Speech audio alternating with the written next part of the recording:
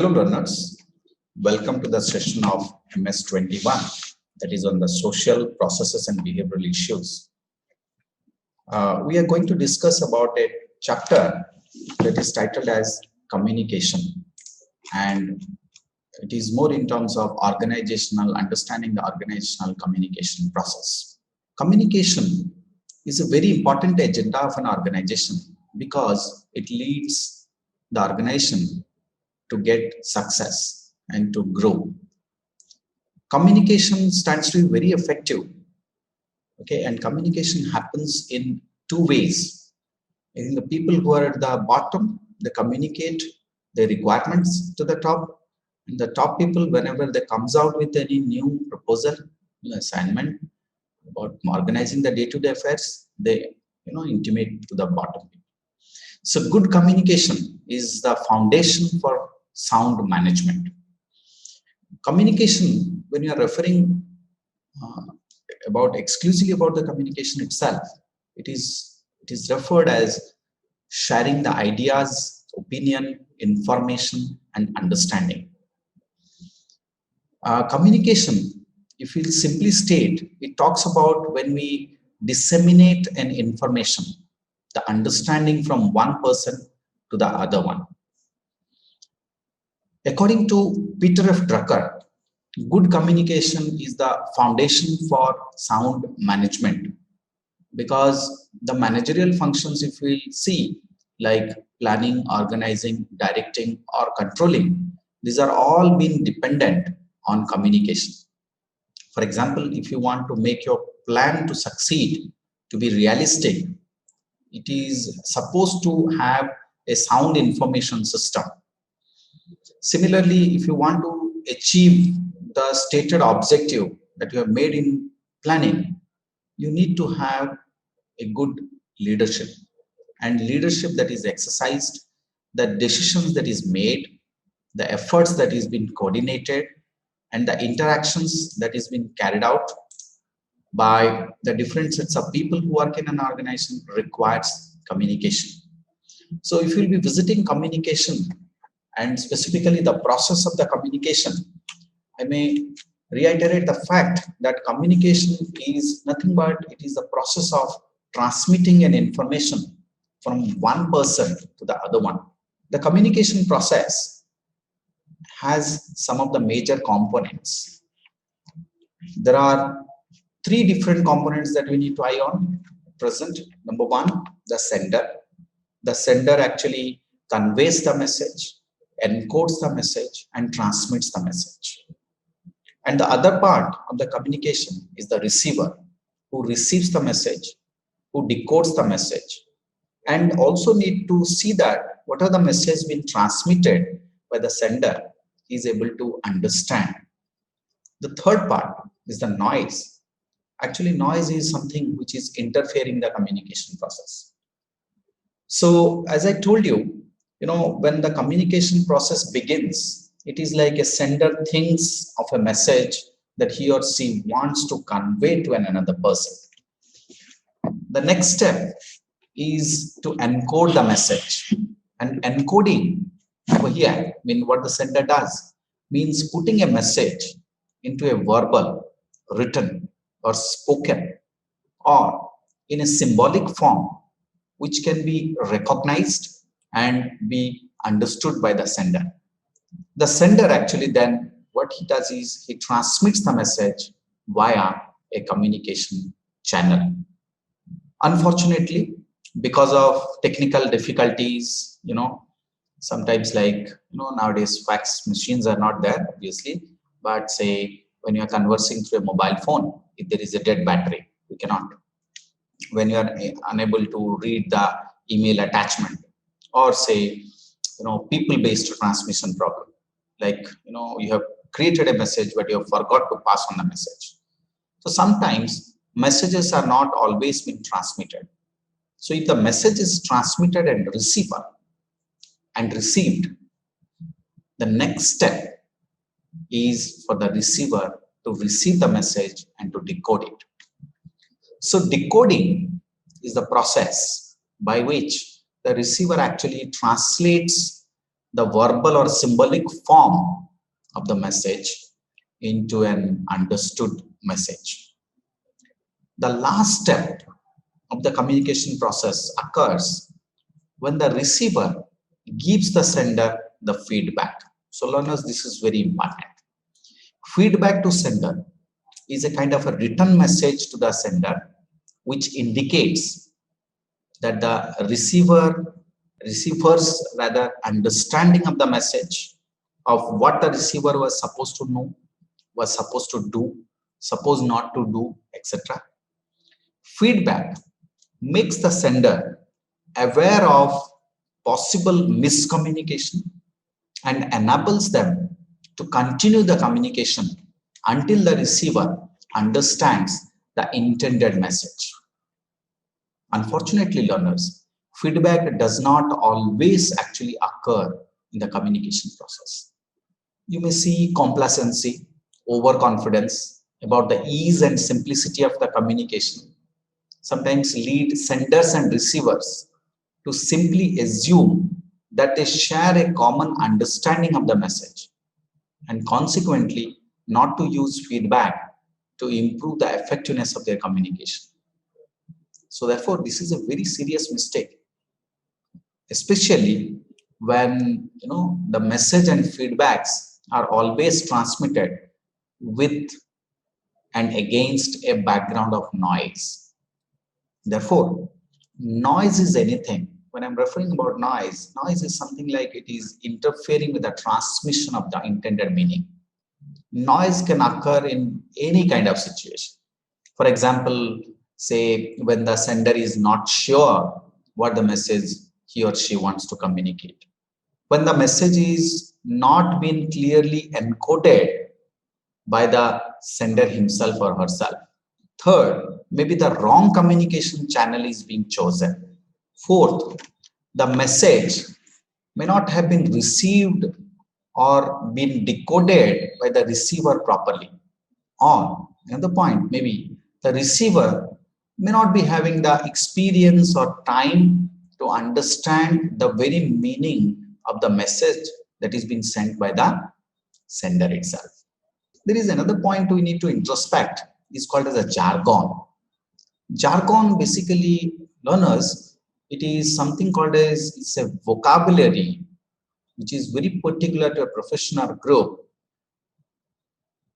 in a form of a noise that interferes the communication in the workplace.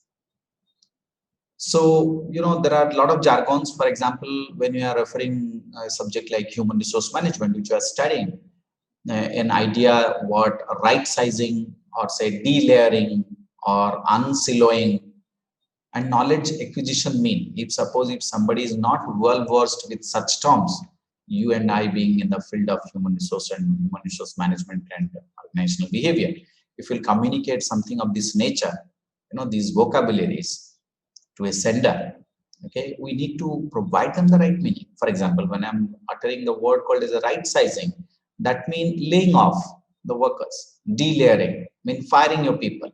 Unsiloing means getting worker in different parts of the company to work with others outside their own area. So something of this kind of jargon we need to communicate to our people well beforehand. Otherwise, the meaning of those things well beforehand, so that they can receive. I mean, the way you encode the message and send it, they can decode the message and understand that. This is one. Second one, I'm talking about the formal communication channel. An organization's formal communication channel mean it is something as a system of official channel that carries organizationally approved messages and informations.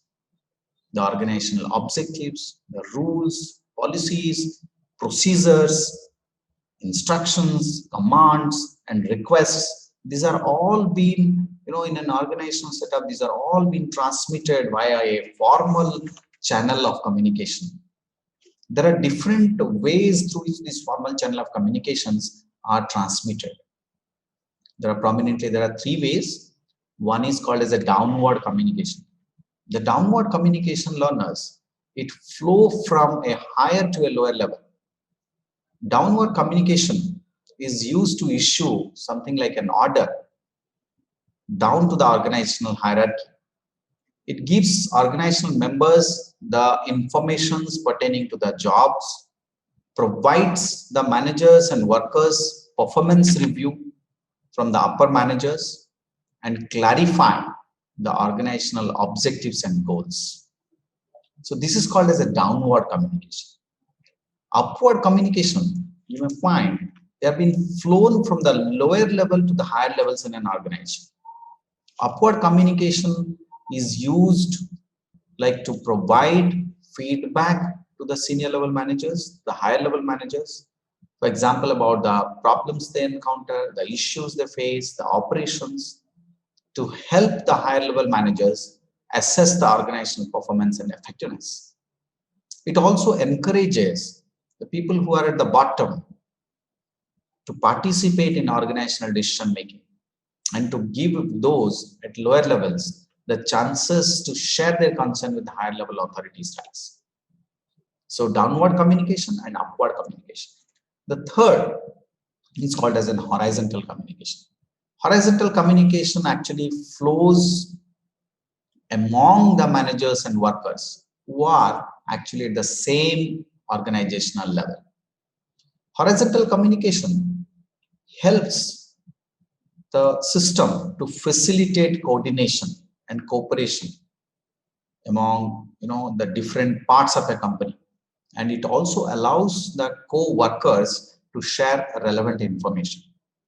It also helps people at same level to resolve the conflict and solve the problem without involving higher level of management, because they coordinate with each other and they get things done. So now when we speak in terms of these three kinds of communication which happens in a formal medium or the formal channel of communication, now the question is, in general, what managers do to improve formal communication? Number one, decrease the reliance on the downward communication, because the downward communication, as I said, it is flowing from a higher to lower level in an organization. Okay, it is more in terms of issuing the order, so it need to be reduced. Second, enhance the chances for upward communication by increasing personal contact with the lower level managers and workers. And third, encourage encourage much better use of the horizontal communication itself. So these are some of the things what today's manager need to implement for improving the formal channel. The next is called as an informal channel of communication.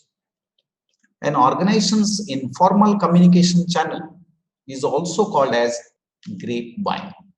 The meaning of grapevine is the transmission of message from employee to employee outside of the formal communication channel.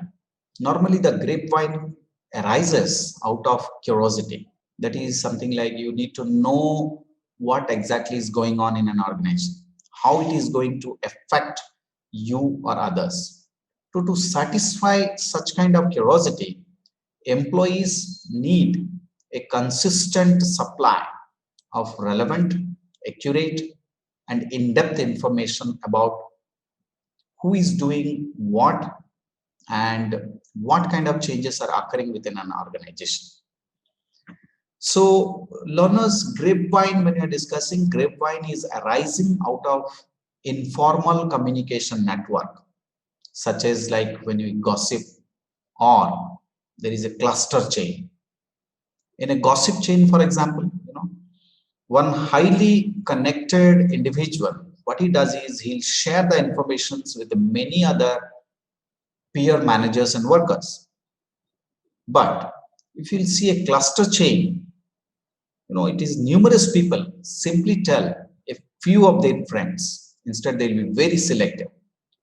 But the result, if you'll see, in either in a gossip chain or in a cluster chain, in both the cases, the informations, you will see, it flows freely and quickly through the organization. Some of the people, they believe that grapevine is simply a waste of employees' time. because such informal communication promote something like a gossip or a rumor, and ultimately what it will do, it will fuel the political speculations, and many of the informations may be highly unreliable or say an inaccurate information also may float in. But however, there are certain research studies, they also have clearly shown that the grapevines are also sometimes they are the highly accurate information for a number of reasons. One of the reason is grapevine normally carries something very juicy information, which is very interesting and timely information that spreads rapidly. Second, since information is typically spread by face-to-face conversation, receivers can send feedback to make sure they understand the message that is being communicated. So this basically reduces the misunderstandings and increases the accuracy.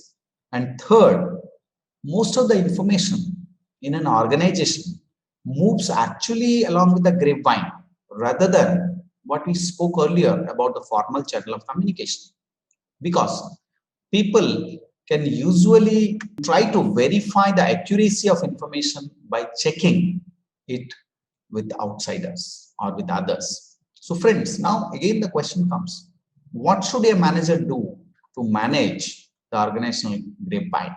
The very worst thing they can do, one is to withhold the information, or whoever spreads the information, the managers can try to punish them, whoever shares the information to others. The grapevine averts a vacuum, so rumors and anxiety will flourish in the absence of information from the company management. But now, if we get into the root cause, why such things happens? According to one of the psychologists, whose name is Nicholas DeFinjo, he says the main focus of humor is to figure out the truth. It is the group trying to make sense of something that is important to them. So a better strategy for the managers like you is to embrace the grapevine and keep employees informed about possible changes and strategies, and failure to do so will just actually make things worse. And in addition to it, using the grapevine to communicate with others, managers also should not overlook the grapevine actually as a tremendous source of valuable information and feedback. So managers need to be more balanced.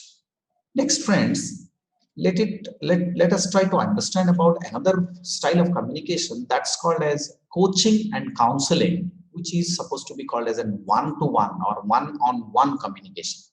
The one that I mentioned, coaching and counseling, are referred as one-on-one communication. Coaching, what is meaning? What is the meaning of coaching? Coaching is communicating with someone for the direct purpose of improving the person's on-the-job performance or their behavior. Here you can see that if you compare coaching, which is something you are involving yourself for the direct purpose, you are involving as in the means of a direct purpose to improve somebody's on-the-job performance.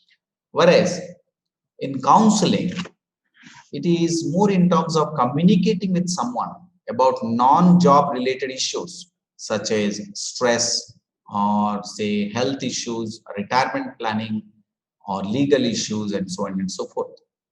But counseling does not mean that managers should try to be clinicians, even though an estimated 20% of your employees are dealing with personal problem at any point of time. So if we compare the coaching and counseling, this is more in terms of a one-to-one communication, and that is more impactful. If you see another method of communication, that's called as a non-verbal communication. You may find that non-verbal communication is any communication that is not involving any kind of words. Non-verbal communication almost always accompanies the verbal communication and may either support and reinforce the verbal messages or contradict it. The importance of non-verbal communication is well established. One of the research or many of the research I can say, it is estimated that 90% or more of any message is transmitted non-verbally, with 55% actually comes from something called as body language or say facial expressions, and close to 30-35% of a communication comes from the way we speak, the way we voice, that's like the tone and pitch. Since many non-verbal cues that is shared by people are unintentional, and therefore the receiver sometimes often consider the non-verbal communication to be a more accurate representative of what senders are thinking and feeling than the words actually they use. Here, a couple of terms comes into play: kinesics and paralanguage. These two words are two kinds of non-verbal communication. Kinesics, the very word comes from the Greek actually. It means movement actually of the body and the face. These movements are in the form of including your arm movement, the hand gestures that we saw. For example, right now, whatever the way I demonstrate in terms of some hand gestures, facial expressions, the eye contacts. When we speak to somebody, the way we folded our arms, cross our legs, sometimes we lean away towards the person or lean back away, lean towards or lean away from the person. If we see some of the examples, for example, people sometimes they tend to avoid eye contact when they feel embarrassed or unsure of the message they are sending. Crossed arms or legs, that is usually indicating kind of defensiveness. And it turns out that the kinesics basically plays a incredibly important role in the communication. So this is about the kinesics. Similarly, negative kinesics, if you see negative kinesics like expressing such as eye rolling, suggest about contempt. Whereas if you see positive kinesics expressions, such as whenever you are conversing with somebody, it is also expected that when you are conversing in your in an interview, when you're sitting for a job interview, for example, you need to maintain an eye contact. Not required nodding is also required to suggest listening and caring. The other one is called as paralanguage. Paralanguage talks about the pitch, the rate, the tone, the volume, and the speaking pattern. That is more in terms of use of silence, the pause, the hesitations of one's voice. For example, when people are unsure what to say, they tend to actually decrease their communication effectiveness by speaking softly. When you find people nervous, actually, you may find them, they will be talking very fast, they'll be talking very loud. These characteristics actually have a tremendous influence on whether the listeners are receptive to what the speakers are saying. Therefore, if you, in short, when you're discussing about the non-verbal communication, it is so informative, especially when it contradicts the verbal communications, and therefore managers need to learn how to monitor and control their non-verbal behavior.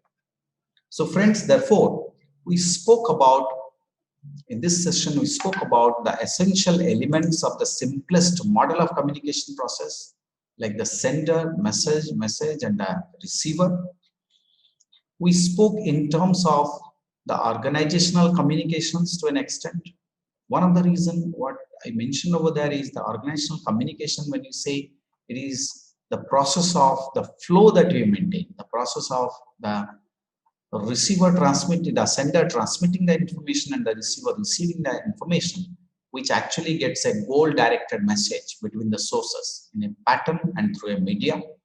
Organizational communication, therefore, has many elements that we discussed. It is more in terms of somebody transmitting the information, the receiver receiving the information, the transmitted message, the received message, the goal of the message, the medium of the message, and the flow pattern.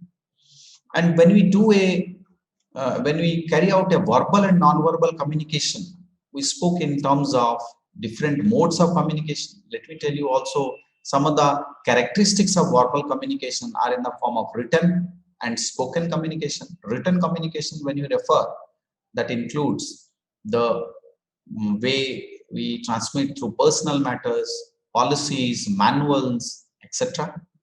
So, whereas in case of oral communication, this is in the form of meeting, conversation, conferences, and so on.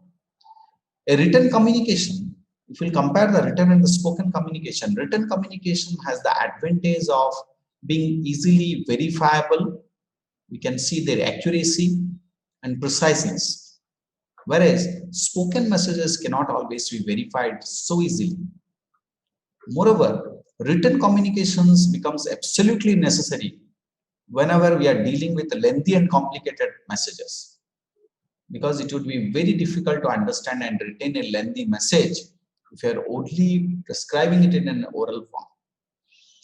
Therefore, in spite of so much of advantages, a written communication, when I am saying about that is the best means compared to the spoken one, it has a set of drawback.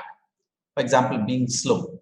If we consider the total time involved from the formulation of an idea by the sender to the understanding of the idea by the receiver, the ambiguity or lack of clarity, despite the fact that a greater degree of preciseness is aimed while preparing a written communication. Written communication sometimes require too much paperwork because you are over relying on written communication. This is basically not only consuming the time, money, and energy, but also it infuses a lack of trust among the employees. So, need to be checked. Whenever we are giving a written communication, for example, there are certain tips for effective, say, writing an email.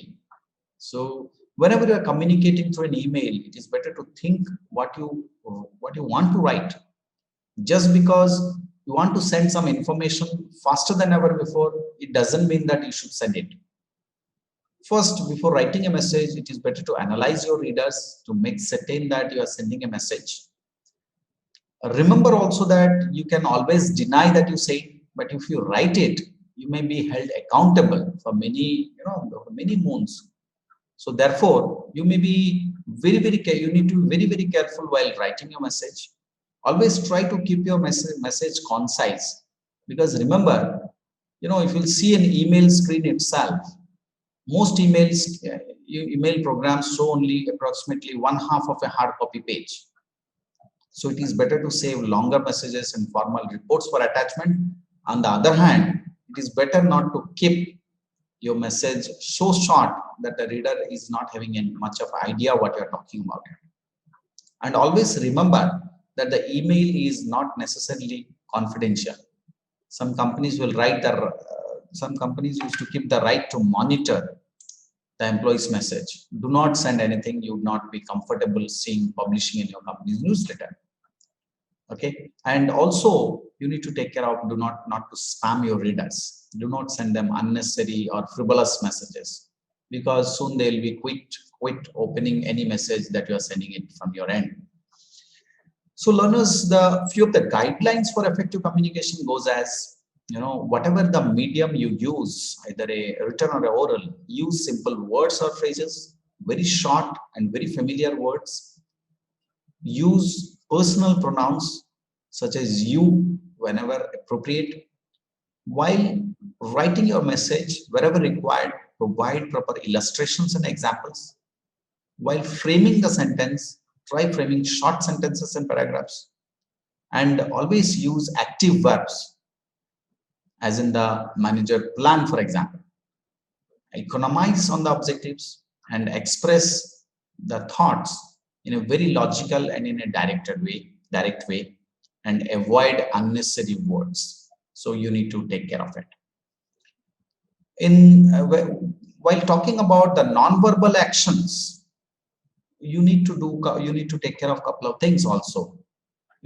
Whenever you are communicating, as I said earlier, you need to maintain your eye contact, occasionally nod the head in agreement, smiling and show, lean towards the speaker, and speak at a moderate rate in a quiet tone.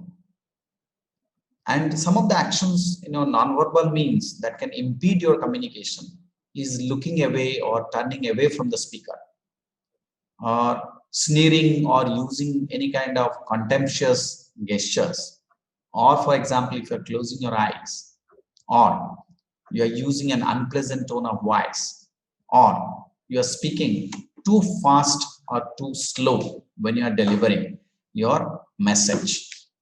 So this is all about the communication process, the channels of communications, the kinds of communications, and finally, I spoke about the barriers of communication with some of the tips to make your communication more effective. Thank you so much, learners.